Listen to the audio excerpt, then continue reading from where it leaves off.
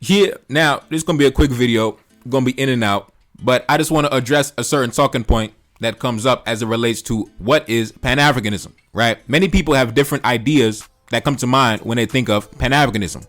Some people think Pan-Africanism is about venerating the ancestors and wearing ancestral clothing. Other people think Pan-Africanism is about everybody giving up their culture and flying under this one banner, just one global banner where everybody is under the same umbrella, under the same bucket. Usually when people describe Pan-Africanism, they never talk about things such as the economy, the military, trade, commerce, business. Nobody talks about that. One common talking point that you hear from detractors of Pan-Africanism is they think that they have to denounce their culture or minimize their own cultural identity in order to embrace Pan-Africanism, when it's simply a political ideology, similar to people who are right-wing or leftist. A Colombian leftist, an American leftist is still a leftist. Their political ideology has no relevance as it pertains to their nationality.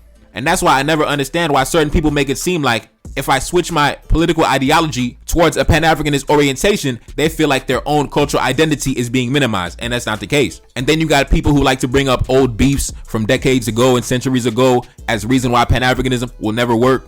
For example, take a look up on the screen. You see we got a tweet that says, some tribes in Africa have deep hatred for each other in the same city, let alone country. Who can unite a place like this? And the reason why that talking point holds no weight is because you have beef with the Western Europeans, with the Arabs, going back centuries and centuries. They done massacred millions of your people, but that doesn't stop you from intermingling with them and doing business with them and establishing networks and relations with them. You got soldiers from the French military in the 21st century still creeping up into the villages and touching on the kids. But that don't stop none of y'all from going to France and enriching the French economy and going to the Eiffel Tower and taking a bunch of pictures. For some reason, when it comes to establishing relations with the West, traveling to the West, migrating to the West, enriching the economy and the power of the West, nobody feels like their cultural identity is ever in danger when they do that. But when it comes to taking that same energy and establishing networks among each other as different African states with similar objectives and similar histories and similar colonial enemies, now all of a sudden we gotta waste time talking about some different cultural and religious beefs. Listen, at the end of the day, whatever beef you got, we make it seem like we're the first and only people to ever go to war. All through the 1500s, the 1600s, and the 1700s, as well as part of the 1800s,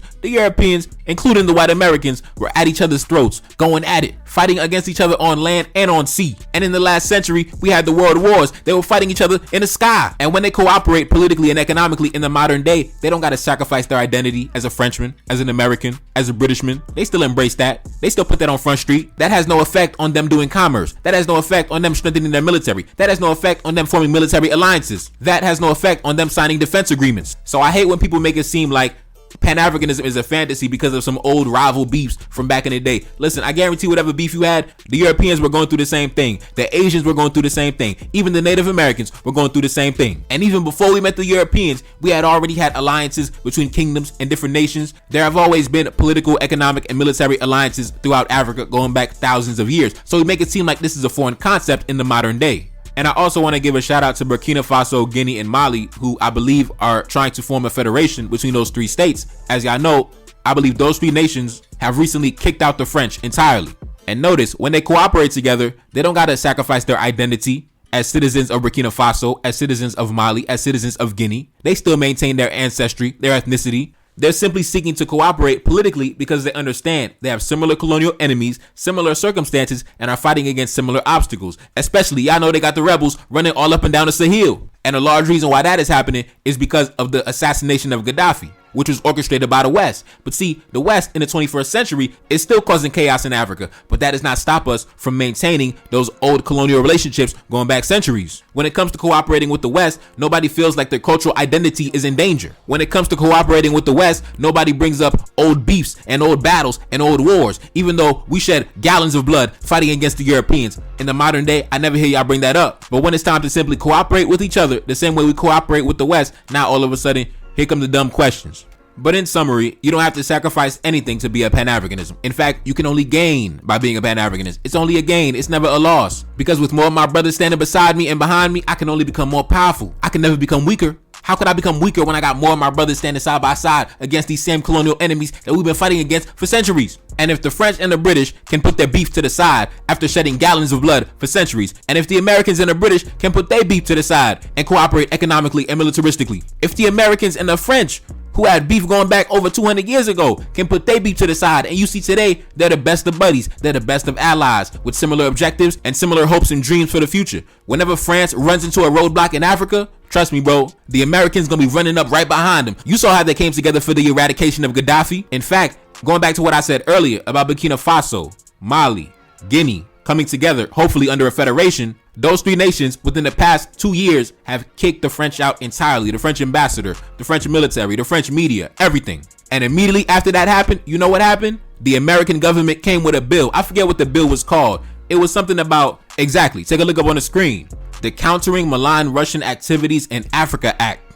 And the purpose of this document is to justify, if ever needed in the future, the green light to put boots on the ground in Africa. Because the French and the Americans, they view the Russians as a common enemy, and they battling for influence, they battling for power. So the French and the Americans, they gonna come together. They don't gotta sacrifice their identity in order to come and crash the enemy. And that right there is an example of political and militaristic and potentially economic cooperation between two nations of European descent, white Americans, Frenchmen. They have a common enemy, the Russians. They want to maintain a common world order, European power, and they want to keep Africa in the yoke of economic servitude. They understand that they have similar enemies, similar goals, similar objectives, so it's only right to team up and work together, even though they got beef stretching back all the way 200 years.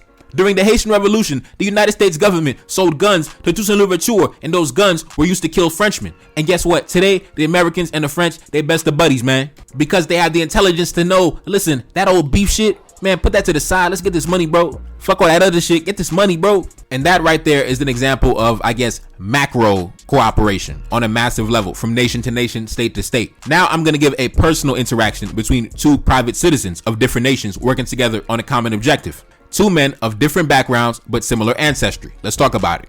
Now, if you take a look up on the screen, I have Gilbert Bijou. He is the richest Haitian man on the planet, even though he is a white Jewish man, but that's besides the point. And also, for those of y'all who've been following my channel for a while, y'all know I did videos on him weeks back, way back, talking about how he was sanctioned by the Canadian government, I believe, for his involvement in financing the gangs in Haiti. But like I said, that's a story for another day. But you can see the headline on the screen. It reads, "The billionaire oligarch who's enabling Haiti's murderous gangs."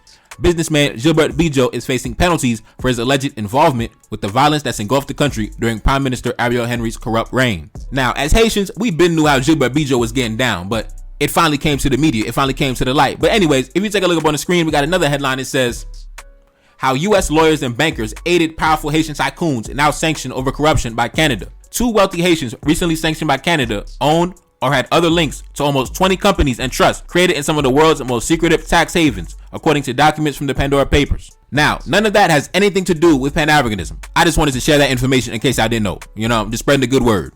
Just putting the news out there. You know what I'm saying? But anyways, what I want to talk about is back in 2015, I believe it was, Gilbert Bijou, this Haitian billionaire, he had acquired a port in Haiti, a private port. Yes, he had acquired a port. Now, how did a private citizen acquire a port in a country of which his ancestry does not trace back to the founding fathers who established the nation? Easy. Well, obviously, besides his big stash of money, his big bankroll of money, besides that, obviously, Gilbert Bijou is part of a certain demographic, and that certain demographic, those men, they have a lot of camaraderie among each other. They have a lot of love for each other. They have a lot of brotherhood among each other. They have a lot of respect and loyalty for each other and their ancestors. So during this battle to see who was going to acquire this private port, it was between Gilbert Bijou and another Haitian oligarch who shall not be named. Gilbert Bijou gave one call to one of his brothers who are a high-ranking member of the American government. And when I say brothers, I don't mean his biological blood brothers. I'm talking about his brothers, you know what I'm saying? His brothers, his bros. You understand what I'm saying? Just follow me. I don't want to get the channel knocked off. Just try to keep up. So anyways, after Gilbert Bijou made one call to that high-ranking government official in the United States, he then made a call to the Haitian president at the time, Michel Martelly, who then said that Gilbert Bijou is his port. He got the port. And when I think of Pan-Africanism, that's what I think about. I think African nations should be able to cooperate politically, militaristically, economically, similar to how American nations, European nations do the same thing. The United States cooperates with European nations and they still celebrate 4th of July every single year. That has no relevance to their cultural identity or their cultural heritage. And I also think Pan-Africanism can work from a micro perspective, similar to the example I gave, how the richest Haitian man in the world, who happens to be Jewish, he was trying to obtain ownership over a private port, and it was between him and another oligarch. He made one call to another one of his brothers that work in the United States government, and that gentleman then made a call to the Haitian president, who then gave the approval for the private port, and none of it has an effect on their cultural identity or any of that. One man is a Haitian, one man is an American, but they cooperated politically. And why is that? Because they have similar ancestry. They have similar goals, hopes and dreams and objectives. And at the end of the day, they simply ride for their people. They're going to put their people first. They're going to ride for their folks first before anybody else. And if the black man is not intelligent enough to do the same to secure the prosperity and the future of his children for generations, then you deserve to occupy the position that you occupy. You deserve to permanently lay in that permanent position on the bottom class for the rest of eternity if you cannot understand the value of cooperating economically, politically, and even militaristically with your brothers from different nations. And it has no effect or relevance on your cultural situation, on your cultural identity, on your ancestral heritage. All right, it's politics, it's economics. We trying to get money. We're trying to be prosperous. We're trying to live good. We're trying to live in peace. Isn't that what we all want for all of our countries? To have a stable economy, a functional military, and live in peace? Go outside, move around in peace, enjoy the luxuries and the amenities of life in peace? Isn't that what we all want? So don't we have the same goals, the same dreams, the same objectives, the same colonial enemies? I don't understand. See, niggas is bullshitting. You niggas is bullshitting. It is what it is, man. It's your boy Neferkari Dessalines back in the building. Yes, indeed. Like, share, subscribe, Cash App in the description. And I'm gone. Peace. Reincarnated, I'm back in original fashion. I left on a horse and came back in the ass, and I left with abundance and came back to famine. We used to be pyramids, now we be rapping. Look how the mighty have fallen. Used to be running, now we be walking. When you be cooning, that's when they applauded. Selling your soul, your sons and your daughter. Gotta come up in this shit, they stuck in the mix. Really, my heart it be breaking. That's why I'm stacking that paper and handle my business. Pass it down in generation. Talking about money and power and building a nation. That's a deadly combination. Never be watching the TV, they pushing agendas, falsifying information. Know they got malice intentions. Step in the room and I'm feeling the tension. Enemy watching, he blocking my vision. Pay for the check cause I need my redemption. Building my kingdom, I need it protected. Ready for war like a young Money Congo. Never decided the team is the motto. Up in the crib and I'm whipping up waffles. Up in the crib and I'm smoking gelato. I'm chilling, I'm taking my pain and make it ambition. I'm blessed by the gods, but I ain't religious. I came for the power, they came for the bitch. They making no hourly wage, I got business. This shit is an art and they could never be taught. Selling my soul, I can never be bought. Play with my money, I see you in court. Run to the check and I do it for sport. Babylon falling, I go to the source. Packing my luggage and go overseas. Shorty be with me and she so elite. Shorty be chocolate, I'm calling her Hershey. Secret intelligence probably gon' murk me. Don't fuck with friends, cause nigga I'm Haitian. Say the wrong shit and you're smacking their faces.